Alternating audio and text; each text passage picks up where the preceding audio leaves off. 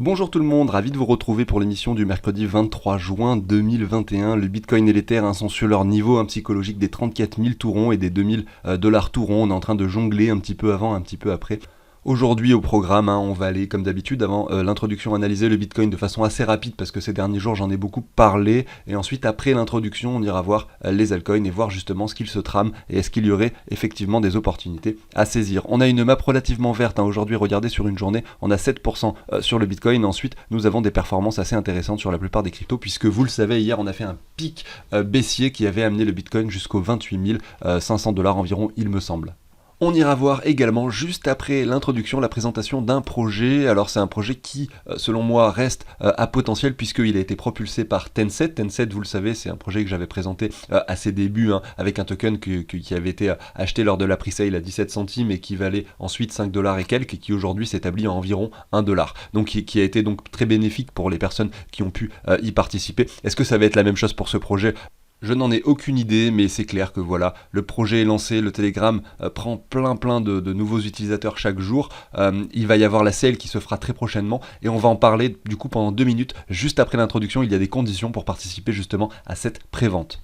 Allez c'est parti, on commence avec le Bitcoin. Vous connaissez un petit peu les objectifs baissiers et haussiers que nous avions identifiés ensemble, notamment les 86 à 100 000 dollars pour les objectifs haussiers si nous venons casser cette target hausse, mais avant ça vous le savez il y a tous ces niveaux à passer et tous ces niveaux à franchir à nouveau, effectivement ça va pas être une mince affaire, et les objectifs baissiers qui correspondent ici à cette zone au jaune qui est matérialisée à cet endroit là entre les 27 000 et les 17 000 dollars avec le niveau des 20 000 qui est un niveau clé qui représente l'ancien top et le niveau ici des 12 300 dollars. Si on zoome un petit peu du coup maintenant on va voir ce qui s'est passé cette dernière journée parce que hier j'ai déjà fait une analyse et qu'il n'y a pas forcément grand chose à dire. Ceci dit, regardez, on peut se mettre deux trendlines. Ici, je suis en daily. On va prendre ce niveau haut ici qui est représenté par cette mèche qui avait été atteint le 8 janvier donc 2021. On va prendre ce niveau bas ici qui est représenté par la mèche basse du coup ici qui a été atteinte le 22 janvier 2021. Et regardez, ça nous borne exactement sur le range sur lequel nous sommes actuellement. Donc clairement, effectivement, ce qu'on constate tout de même en daily, c'est qu'on fait des plus bas qui sont à chaque fois plus bas, en tout cas sur les corps de chandelle.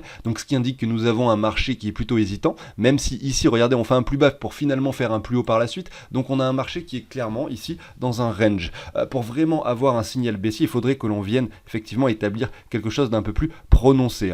On n'a pas de M bien matérialisé. Vous savez, on parle souvent de W et de M, et on voit ici qu'à la baisse, on n'a pas de M bien matérialisé. Parce que là, on a fait quelque chose de moins bas qu'ici. Donc malheureusement, pour avoir un M, il aurait fallu que l'on fasse quelque chose comme ceci, avec un retour comme ceci, et là, une cassure. Là, c'est pas le cas, on a plutôt quelque chose qui fait ceci, vous voyez, qui fait un plus haut ici pour faire un plus bas ici. Donc on est plutôt sur une hésitation du marché et sur un marché qui aime liquider tout le monde, que ce soit à la hausse ou à la baisse. On a un marché qui va liquider les personnes qui entrent en position, notamment sur les contrats dérivés. Je vous ai fait hier une analyse différente avec le RSI et tout ça, mais c'est pas ce qu'on va faire aujourd'hui.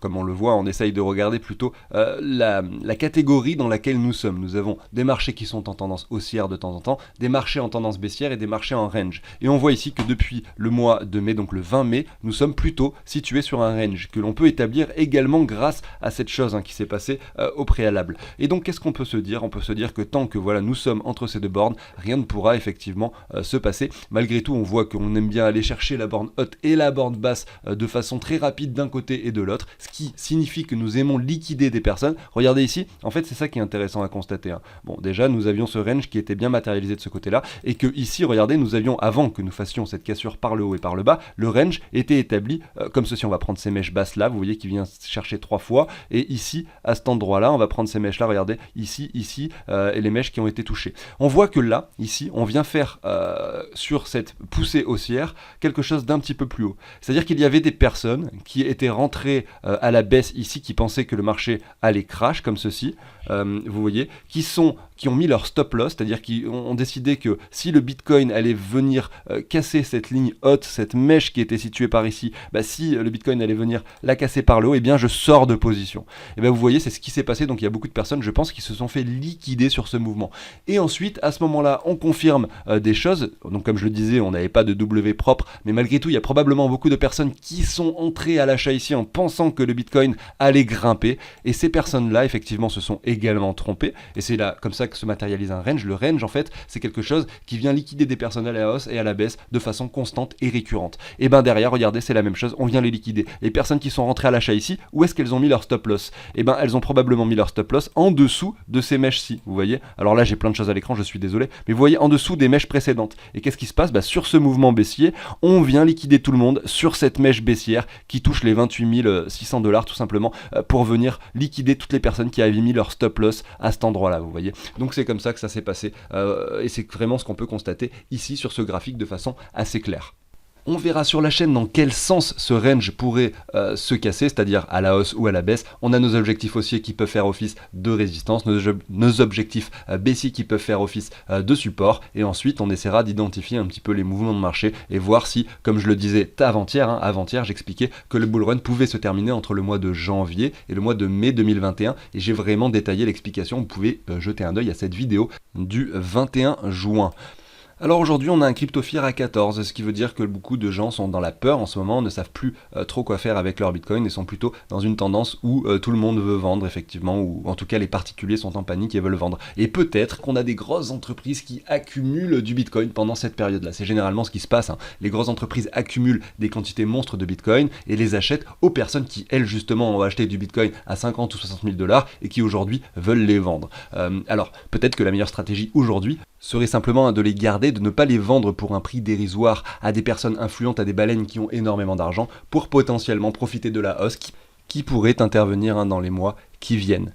Je vous montre rapidement un tableau que je vous partage sous l'échange d'une donation qui permet de récapituler tous ces investissements quand on a de l'argent réparti sur plein de plateformes, et également de calculer ses plus et ses moins-values, ce qui peut être pratique effectivement pour déclarer ses impôts, même si c'est pas la fonction principale de ce tableau, puisque effectivement ça ne remplacerait jamais un avocat fiscaliste bien entendu. Alors comment ça se passe? Vous allez pouvoir ajouter toutes vos crypto-monnaies, vous allez pouvoir ajouter vos propres cryptos. Par exemple, vous avez sur ce tableau cet onglet où vous pouvez simplement ajouter jusqu'à 200 cryptos. Ici je marque Engine, automatiquement ça vient chercher son prix. Je marque AAVE, pareil, de la même façon ça vient chercher son prix en dollars et en euros, et derrière tout simplement vous avez un autre onglet, vous allez pouvoir entrer combien vous avez de chacune de ces cryptos sur les plateformes correspondantes, et à la fin dans le tableau de bord ça va vous mettre automatiquement la valeur, le prix en dollars, le prix en euros et le pourcentage de répartition par rapport à votre portefeuille total. Voilà, donc ensuite vous avez les camemberts, vous avez les gains, donc il y a ce que vous avez investi au départ, ça le compare avec ce que vous avez, ça vous dit vos gains, votre ROI, et vous avez l'onglet calcul plus-value, vous allez mettre tous vos achats et toutes vos ventes.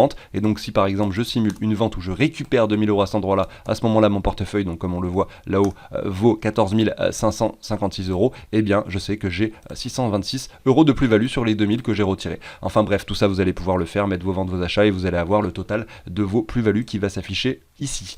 Plus ou moins value, ça dépend. Vous pouvez également être en négatif, mais dans ce cas-là il n'y a aucune déclaration à faire si vous avez perdu de l'argent courant de l'année.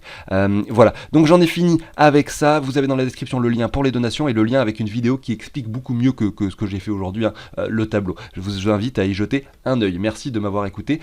J'enchaîne avec la suite. Pour ceux qui aiment le contenu, n'hésitez pas au passage à vous abonner. Je vous passe la petite introduction. À tout de suite.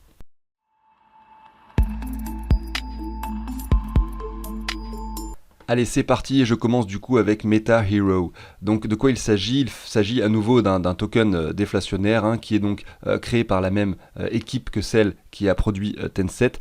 L'idée générale sera en fait de pouvoir, grâce à son téléphone, de pouvoir scanner n'importe quel objet de la vie de tous les jours, même des personnes, ce sera possible, pour pouvoir les intégrer dans le digital et créer des NFT avec. Vous allez pouvoir de cette façon créer votre avatar par exemple, vous allez pouvoir de cette façon intégrer des objets tout simplement en digital et pouvoir les échanger avec, donc ça pourra se transformer en NFT, vous allez pouvoir l'échanger avec d'autres personnes, et tout ça se fera grâce au token Hero, qui sera donc le token natif de ce projet, qui est donc un utility token bien sûr. Il y a également tout un tokenomics qui est avec, qui est à l'image de Tencent, quelque chose qui est représenté par une déflation. On est sur un système quasi similaire. Par exemple, à chaque fois qu'il y aura des transactions que vous allez vouloir acheter ou vendre des Hero sur la blockchain, donc vous allez avoir 5% de fees. Ces 5% de fees, il va y en avoir un qui sera redistribué à toutes les personnes qui hold des Hero. Si vous avez par exemple vous acheté des Tencent à l'époque où j'en avais parlé, éventuellement vous avez probablement plus de Tencent aujourd'hui, puisqu'à chaque fois qu'il y a des personnes qui font des transactions sur le donc de Tencent à une autre monnaie, eh bien il y a tout simplement un burn de token, et également une partie qui est redistribuée aux personnes qui qui hold le token. Bah là c'est le même principe, il va y avoir du coup 1% qui sera redistribué, 1% qui sera burn, et 3% qui seront bloqués sur un contrat. Je ferai une vidéo dans le futur où je parlerai beaucoup mieux du projet, notamment en regardant le white paper, voir ce qu'ils feront donc de ces 3% qui seront bloqués dans le contrat, parce que là je n'ai pas la réponse actuellement. Ensuite il y aura donc une application, regardez, qui sortira bientôt sur Android, sur Apple également, où vous allez pouvoir tester tout ça. Comment ça se passe? Alors en fait c'est un token tout simplement qui va pouvoir être acheté lors de la pre-sale, qui va arriver dans les prochains jours, on ne sait pas quand mais on sait que c'est bientôt, et pour pouvoir y participer, il faut que vous possédiez sur votre wallet 1000 Tencent. Donc si vous avez 1000 Tencent, vous allez pouvoir participer à la pre-sale de ce projet à hauteur de 10 BNB. Donc je ne sais pas quel est le minimum, mais le maximum ce sera 10 BNB tout simplement. Donc voilà comment ça va fonctionner. On n'a pas encore toutes les infos, je vous invite donc à rejoindre le Twitter et le Telegram de MetaHero pour avoir les infos en temps réel. Et de mon côté, lorsqu'on aura plus d'informations, j'en reparlerai courant d'une vidéo, tout simplement. Et puis je ferai une présentation du projet avec le white paper, etc. Plus tard, quand j'aurai un peu le temps de me pencher sur tout ça. J'en ai fini avec ce projet MetaHero qui, selon moi, est quelque chose qui potentiellement pourrait performer par la suite, à l'image du Tencent, mais on n'est jamais sûr de rien, bien sûr, ça reste un investissement comme un autre, et tous les investissements sont risqués, vous le savez. Et de mon côté, et avec mon wallet personnel, je prends ce risque, effectivement. Je continue du coup avec les analyses. On va aller voir quelques altcoins aujourd'hui. On va commencer par l'Ether. On voit et on observe ici un Ether qui a une configuration tout à fait différente de celle du Bitcoin. On jongle sur cette ligne de résistance. Ici, on avait fait un sommet ici au niveau des 4000 $, mais ça a été assez express parce que le Bitcoin a crash juste après et l'Ether également a suivi. On a un Bitcoin qui lui est resté très longtemps sur son niveau des 50 à 60 000 $ et un Ether qui lui en revanche a vraiment établi un sommet de façon assez rapide. Donc on pourrait s'attendre sur l'Ether de façon assez simple et de façon assez logique que l'on revienne tester la zone de rechargement haute. Donc c'est-à-dire que si on reprend toute cette baisse, pourquoi pas imaginer un retour de l'Ether entre les 3300 et les 3800 $ dans un premier temps. Ceci étant dit, on voit qu'on est tout de même aujourd'hui et encore sur une configuration baissière. Mais le cours a du mal à revenir finalement intégrer cette zone-ci. On est sur un cours qui à chaque fois hésite. Regardez ici lors de cette mèche, on avait cassé les 2000 $ pour les réintégrer automatiquement. Là on a cassé les 2000 $ à la baisse et là nous sommes en train de jouer sur le niveau justement psychologique des 2000. Est-ce qu'on va finalement réussir à le casser par le bas pour enfin venir chercher cette ligne que j'ai représentée ici en orange, qui est une alerte que j'ai positionnée pour le portefeuille fictif que l'on fait ensemble les jeudis avec CryptoOrganize et qui représente, si l'on reprend cette hausse extrême que nous avons vécue ces derniers mois, regardez ici les 0,6 de Fibo, entre les 0,6 et les 0,786, donc vraiment la zone de rechargement. Si on y retourne, effectivement, je pense que là nous avons un très très bon niveau d'achat, notamment parce que, vous l'avez vu, lorsqu'on zoomait ici en daily, on se situe donc entre les 61,8 ici et les 78,6 à cet endroit-là. Donc on peut même se faire des lignes horizontales, ça sera probablement plus simple. Donc on se situe pile poil dans cette zone de rechargement. Et en plus, donc cette ligne d'alerte que j'ai positionnée ici, se trouve donc ce bottom qui se trouve par ici, ce sommet ici, donc c'est une jolie ligne de support selon moi. Donc c'est pourquoi j'ai mis mon alerte ici aux alentours des 1450-1500 $ approximativement. On peut se mettre 1500 pour rester un peu plus sûr sur sa position. Malgré tout, ça reste une alerte comme une autre, c'est un palier d'investissement et le marché pourrait effectivement aller encore plus bas ou peut-être ne jamais l'atteindre également. Mais ça reste un très bon niveau selon moi de support, tout simplement pour ces raisons que l'on observe ensemble à l'écran. On va continuer avec le CHSB par rapport au Bitcoin. Je suis ici en daily et regardez, c'est assez marrant. On observe un range parfait sur CHSB par rapport au Bitcoin en tout cas, c'est-à-dire qu'on peut se mettre cette ligne horizontale et cette ligne horizontale également en tant que support et l'autre en tant que résistance et on observe qu'on aime bien jongler pile poil entre ces deux bornes. Et où sommes-nous actuellement? Sur la borne basse. Est-ce que ça veut dire qu'on va grimper par la suite? J'en sais rien. En tout cas, ce qui est sûr, c'est qu'on l'a déjà fait plusieurs fois et que ça appuie le fait que là, la probabilité pour que l'on grimpe sur ce niveau de support est assez important. Alors effectivement on pourrait aussi très bien le casser par le bas, mais on a l'impression qu'il y a des personnes qui ne veulent pas que le cours aille plus bas. On voit qu'ici on s'en était servi en tant que résistance et ensuite on s'en sert comme support à plusieurs reprises, 1, 2, 3, 4, 5 fois actuellement. Regardez, on a une bougie verte également là-dessus. On est selon moi sur une probabilité assez importante que ce token reprenne de la valeur et rétablisse à nouveau 85%. Malgré tout, on n'est jamais à l'abri d'une chute supplémentaire, notamment pour rejoindre cette zone de rechargement que vous visualisez un petit peu plus bas. Donc selon moi, pour quelqu'un qui souhaiterait recharger sur ce token, effectivement, les niveaux actuels sont pertinents et vous avez plusieurs paliers d'investissement que vous pourriez vous mettre plus bas dans cette zone de rechargement ici jusqu'au 968 Satoshi par exemple. Continuons avec Matic, et on le voit ici, c'est un projet qui a énormément performé depuis leur partenariat avec Polygon et le fait de pouvoir intégrer tout simplement la finance décentralisée avec tous ces projets de yield farming et beaucoup de personnes qui sont passées sur Matic pour pouvoir profiter d'intérêts, comme je le disais dans ma vidéo concernant la finance décentralisée que j'ai faite il y a quelques jours.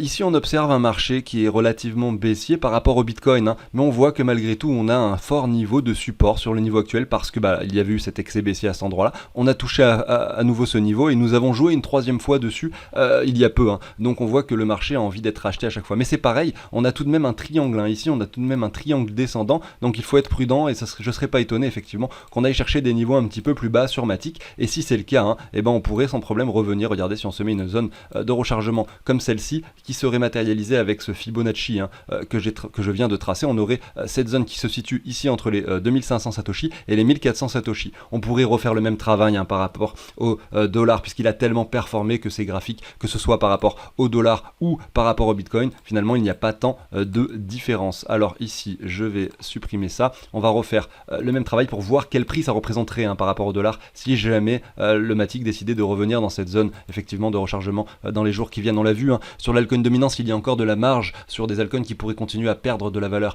par rapport au Bitcoin. Pourquoi pas, si on revenait sur la trendline que je vous ai matérialisée dans mes vidéos précédentes. Et si c'est le cas, pourquoi pas avoir un Matic finalement qui déjà a commencé à toucher et à titiller cette zone de rechargement ici par rapport au dollar, mais pourquoi pas l'intégrer plus franchement, et un Matic qui reviendrait entre les 1,10$, donc aujourd'hui on est à 1,19$, entre les 1,10$ et les 62 centimes, ça serait pertinent effectivement pour des achats, pour des paliers, etc. Pourquoi pas avoir une continuation haussière par la suite, je dis pas que ça va arriver, mais là clairement on est sur un marché baissier, on essaye de chercher des opportunités lorsque le marché est baissier, on essaye au contraire de revendre lorsque le marché est haussier, et pas l'inverse bien sûr. Voilà pour Matic. Je continue et clôture cette vidéo avec ce token qui est donc Atom Cosmos. Ici par rapport au Bitcoin, on a un marché qui latéralise depuis, regardez, le mois d'août 2019. En tout cas par rapport au Bitcoin sur quelque chose d'assez long terme, on voit qu'on aime bien faire des zigzags entre ces deux bornes que l'on peut se matérialiser comme ceci, plus ou moins haut ou bas. On voit que là c'est pareil, on a des personnes qui se sont fait liquider par là, des personnes qui se sont fait liquider par là. C'est un token que je pense que l'on peut trader sur les contrats dérivés. C'est aussi la raison pour laquelle on aime bien faire des périodes, des phases de liquidation, un peu comme on l'a vu sur le Bitcoin précédemment.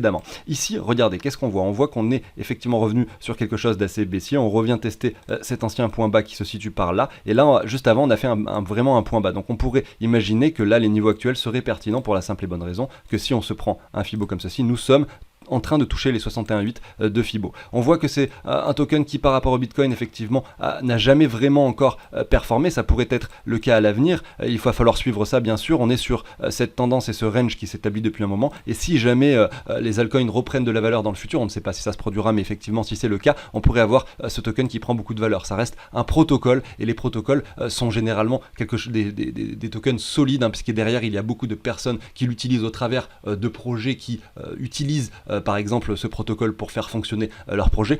C'est le cas par exemple pour Polkadot, c'est le cas pour Atom, c'est le cas pour Neo, c'est le cas pour EOS, c'est le cas pour Ether, c'est le cas pour beaucoup de tokens, tous les tokens qui concernent également les smart contracts, les choses comme ça. Donc ce sont des protocoles. Et après il y a les utility tokens, par exemple le token Hero que je vous présentais en début d'émission, c'était un utility token. Le token de Crow de Crypto.com, c'est un utility token.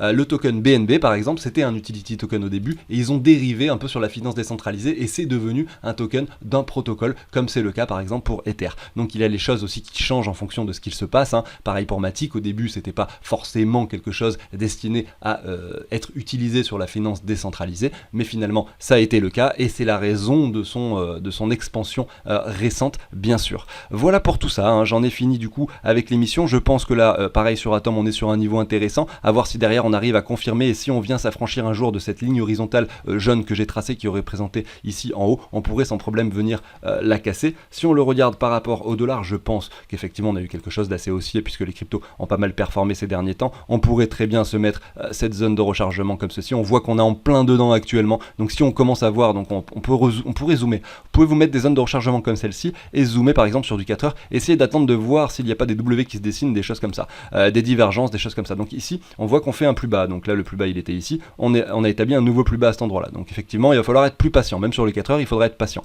Donc pourquoi pas revenir chercher un niveau un peu plus haut, redescendre et attendre de voir des structures se former dans cette zone de rechargement pour se dire que c'est un token qui pourrait être prêt peut-être à performer par la suite. En tout cas, les niveaux entre les 12 et les 8 dollars sont des niveaux selon moi qui restent intéressants pour investir sur ce genre d'actifs, bien plus que lorsque nous étions sur les sommets ici aux alentours des 30 dollars bien sûr.